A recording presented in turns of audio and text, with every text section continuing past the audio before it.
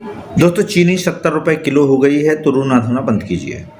अरे भाई, जब हर बात में अपनी जेब ही देखते रहोगे या कभी देश की भी चिंता करोगे? वैसे भी देश की चिंता करो, अपनी नहीं। स्वार्थी कहीं के। देखो, चीनी महंगी होना कोई मामूली बात नहीं है, ये एक मास्टर स्ट्रोक है। चीनी महंगी होगी तो चाय महंगी होगी, चाय महंगी होगी तो चाय की टपरी पर बैठने वाले कम होंगे। अब ज़रा सोचिए, उन टपरियों पर बैठकर सबसे ज़्यादा कौन देश चला रहा है? यही हमारी जैन जी, यही दिमागी नक्सल। एक हाथ में कुल्हड़, दूसरे हाथ में सिगरेट, और चर्चा इस देश का क्या होगा। अरे भैया, चाय ही महंगी कर दो, चर्चा अपने आप बंद। टपरी पर भीड़ कम होगी तो सड़कें खाली होंगी, ट्रैफिक जाम कम होगा, फुटपाथ खाली रहेंगे, लोग चाय पीने के बहाने घर से निकलना कम करेंगे, और घर में रहेंगे तो मोबाइल चलाएंगे, रील देखेंगे, रील से प्रेरित होंगे, फिर खुद भी रील बनाएंगे। हो सकता है कोई वायरल हो जाए। यानी चीनी महंगी होने से रोजगार के अवसर भी पैदा हो गए।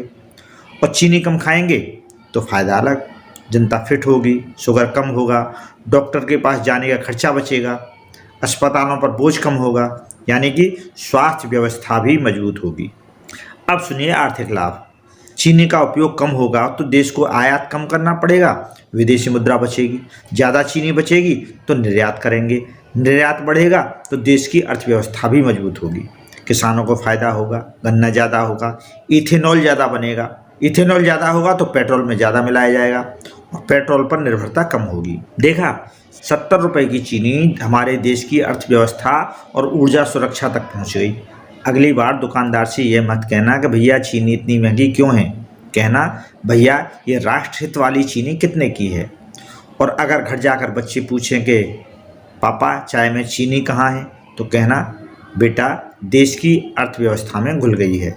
और सुनिए, महंगाई से परेशान होकर अपनी जेब की चिंता मत करो, थोड़ा बड़ा सोचो, देश की चिंता करो, अपनी नहीं। क्योंकि चाय फीकी है तो क्या हुआ, राष्ट्रहित मीठा होना चाहिए। अपनी चिंता करना छोड़ो, देश की सोचो।